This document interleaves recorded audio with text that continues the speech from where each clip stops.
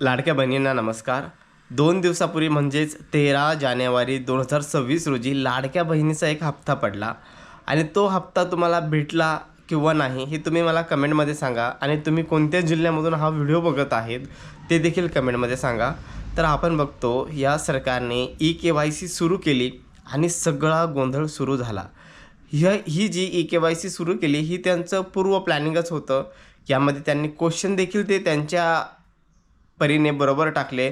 म्हणजे त्यांना माहीत होतं की महिला मंडळ या प्रश्नामधून कशा गोंधळणार आहात आणि कशा बाद होणार आहात हे त्यांना अगोदरच माहीत होतं. तर त्यांनी प्रश्न टाकताना देखील हो नाही, होय नाही, हो नाही मिक्स करून टाकले. या अगोदर जेव्हा फॉर्म भरला होता एकतर होय होय होतं किंवा एकतर नाही नाही नाही होतं. तर महिलांनी हेच केलं, सगळ्या भरपूर महिलांनी होय होय होय केलं. म्हणजे तुम्ही रहिवासी आहात का, होय तुम्ही पात्र आहात का, होय तुम्ही पेन्शनधारक आहात का, होय तुम्ही सरकारी नोकरदार आहात का, होय. तर अशा होय होय केलं आणि यांची के-वाय-सी मधून बाद ठरले, हे अपात्र ठरले. कारण की त्यांनी सरकारी नोकरदार आहात का, होय केलं, पेन्शनधार आहात का, होय केलं. अशा विविध चुका त्यांना छोट्या छोट्या केल्या. यामुळे खूप साऱ्या अशा 50 लाखाच्या वरती आकडा असेल जास्त की महिला अपात्र ठरलेल्या आहेत.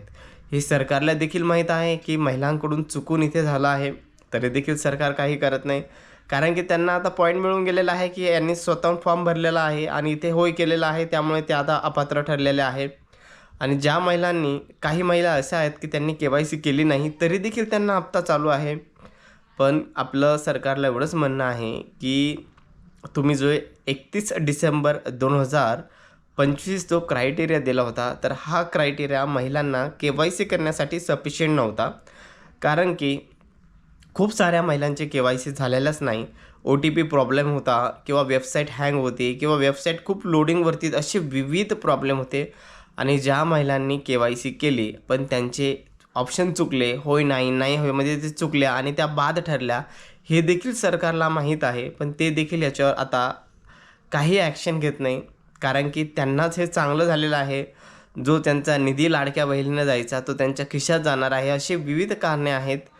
आणि ह्या लाडक्या बहिणीचा जो तुम्हाला हप्ता सुरू केला होता हा कशासाठी केला होता तुम्हाला देखील माहिती आहे. तुम्ही त्यांना वोटिंग दिलं होतं, त्या बदल्यात त्यांनी 1500 रुपये दिले होते. आता तुम्ही वोटिंग देऊन ते निवडून आले, त्यांची गरज भागली, आता तुमची गरज त्यांना नाही, असा हा फंडा आहे. ही जी ई-के-वाय-सी झाली आहे ही एक जाणून बुजूनच झालेली आहे. आणि हळूहळू ज्या महिलांना आता लाडक्या बहिणीचा लाभ भेटत आहे, हळूहळू ही देखील योजना एक दिवस बंद होणार आहे. ही काय लाईफटाईम चालणार नाही किंवा तुमचा जन्मसिद्ध हक्क म्हणून तुम्हाला ही काय योजना मिळालेली नाही. हा फक्त एक संधीसाधू प्रकार होता. तुम्ही वोटिंग द्या, तुम्हाला थोडे दिवस पैसे देऊ. कारण की दरवेळेस सरकार प्रचार करायचा, मतदान पाहिजे तेवढ्या प्रमाणात व्हायचा नाही. पण आता यावेळेस सरकारने जी नवीन शक्कल लावली होती की बाबा पुरुषांना सांगून सांगून ते कंटाळले आहेत, आता महिला शक्तीकडे जाऊ. कारण की महिला हे भावूक असतात, पटकन आकर्षित होतात. म्हणून त्यांनी या जे मागील इलेक्शन आहे त्यासाठी महिलांचा वापर करून घेतला आणि त्याच महिलांना आज ई-के-वाय-सीच्या नावावर हळूहळू योजना बंद करून त्यांचे पैसे बंद करत आहे. याला तर पॉलिटिक्स म्हणतात. ओके, राजकारण म्हणजे हेच असतं. महिलांनी तुम्ही ओळखायला पाहिजे. तर तुम्हाला अजूनही विनंती आहे, पुढील काही वोटिंग येईल किंवा इलेक्शन येईल तर तुम्ही विचारपूर्वक मतदान कराल. कारण की राजकारण हे राजकारणच असतं. राजकारण असं असतं ना, बाहेर अंतर्गत एक असतं आणि मीडियामध्ये दाखवण्यात वेगळं असतं. तर याला राजकारणच असं म्हणतात. पण आपले सामान्य लोक काय आहे की टी व्हीवर जे बघता किंवा पेपरवर ते बघतात त्याच्यावर भरोसा ठेवतात. पण हे राजकारण काय असतं की आतमधलं राजकारण वेगळं असतं आणि बाहेरचं राजकारण वेगळं असतं. तर हे आपल्या सामान्य लोकांच्या समजण्याबाहेरचं हे राजकारण असतं. तर सांगायचं एवढंच लाडक्या बहिणींनो, तुमचा हप्ता आला किंवा नाही या जानेवारीचा, म्हणजे ॲक्च्युली तो डिसेंबरचा हप्ता होता पण जानेवारीमध्ये टाकला त्यांनी. तर आला असेल तर होय टाका, नसेल आला तर होय नाही टाका. आणि नेमका तुमचा प्रॉब्लेम काय झाला होता, तुमची के-वाय-सी चुकली होती किंवा नेमकं काय झालं होतं नक्की कळवा. आणि मी तुम्हाला नेहमी प्रत्येक व्हिडिओमध्ये सांगत असतो माझ्या की जर तुम्हाला पुन्हा ई-के-वाय-सी सुरू करायची असेल तर याला फक्त तुम्हीच करू शकतात, कोणीही करू शकत नाही.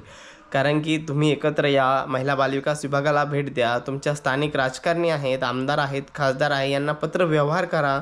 आमची लाडकी बहीण का बंद झाली, आम्ही सगळ्यांनी कशामध्ये आहेत. तर तुम्ही असं एक ॲप्लिकेशन करून द्यायला पाहिजे. तर तुमचं मत काय आहे नक्की कमेंटमध्ये नोंदवा.